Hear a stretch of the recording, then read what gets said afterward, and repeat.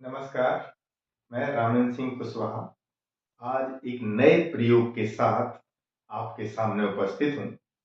आज का हमारा जो प्रयोग है वो है उत्तल लेंस के उपयोग से उत्तल दर्पण की फोकस दूरी ज्ञात करना। तो आवश्यक उपकरण हमें चाहिए होंगे। तो हमें एक प्रकाशीय बेंच चाहिए जो कि हमारे पास हैंडमेड है। 4 स्टैंड चाहिए क्योंकि मेरे पास 3 उपलब्ध हैं। एक चौथा हमने जो है कबाड़ से एक जुगाड़ की व्यवस्था कर ली है, तो काम चला रहे हैं। इसके साथ एक उत्तल लेंस चाहिए, एक उत्तल दर्पण चाहिए और 2 पेन चाहिए। अब इसमें जो सूत्र प्रयोग होगा वो, क्योंकि हमें फोकस दूरी ज्ञात करनी है, तो फोकस दूरी का सूत्र है F बराबर R/2, जहां पे R क्या है? वक्रता त्रिज्या। तो देखो, इस प्रयोग को करने से पहले हमें इस चित्र के आधार पर कुछ बातें समझ लेनी है। पहली बात तो ये है कि अगर यहाँ पे वस्तु पेन रखी है और यहाँ पे एक लेंस रखेंगे और दूसरी ओर हम एक दूसरी पिन रखेंगे जिसको हम प्रतिबिंब पिन कहेंगे। अब हमें वस्तु पिन का उल्टा प्रतिबिंब पहले तो बनाना होगा। फिर प्रतिबिंब पिन को इस हिसाब से आगे पीछे करेंगे, ये प्रतिबिंब पिन और वस्तु पिन का उल्टा प्रतिबिंब, ये दोनों में कोई लंबन ना रहे। मतलब कि अगर इनको हम नजर इधर उधर हटाएं तो ये एक साथ चले। ऐसी स्थिति में ये हमारा सेटअप बन गया है। हम वस्तु पिन की स्थिति पता कर लेंगे, लेंस की स्थिति पता कर लेंगे, प्रतिबिंब पिन की स्थिति पता कर लेंगे। तो वस्तु पिन की स्थिति, लेंस की स्थिति, प्रतिबिंब पिन की स्थिति, क्योंकि एक रीडिंग के लिए हमने पहले से ही ये वैल्यू लिख ली है। तो हमने क्या किया, अब आपको हम थोड़ा सा दिखा देते हैं। हमने क्या किया, यहाँ पे देखिएगा, एक उत्तल लेंस रख लिया, ये वस्तु पेन है और वो प्रतिबिंब पेन है। तो वस्तु पेन का उल्टा प्रतिबिंब हमें इस तरफ देखना होगा। तो हम जब इस तरफ जाते हैं तो हमें उल्टा प्रतिबिंब दिखाई दे जाता है।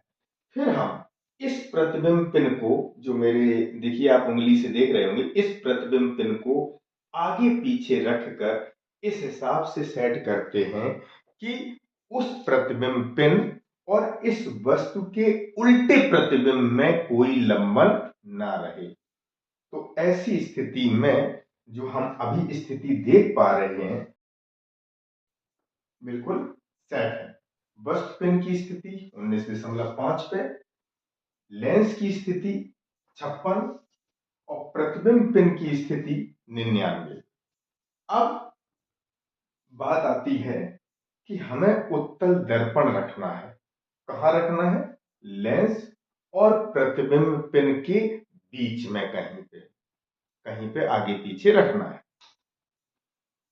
इससे होगा क्या? तो देखो, अब हम चलते हैं दूसरे चित्र पे कि हम जानते हैं कि अगर उत्तल दर्पण पर, अगर दर्पण के लंबवत,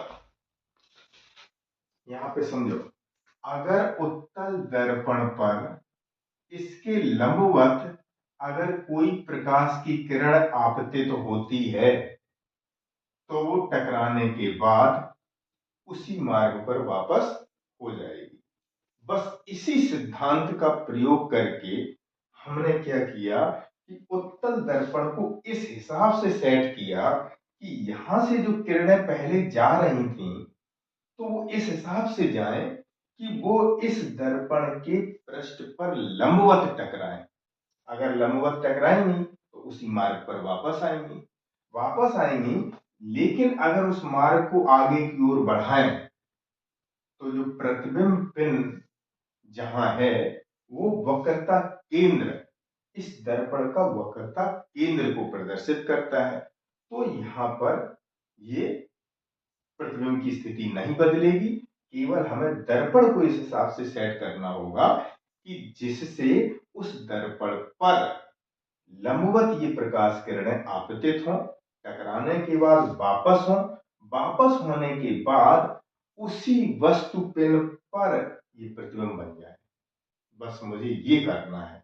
तो अब हम क्या करते हैं, हमने तो चूंकि पहले से ही सेट कर लिया है कि हमें इसको जो है 65 पे रखना है, तो हमने क्या किया, इसको 65 पे रख लिया।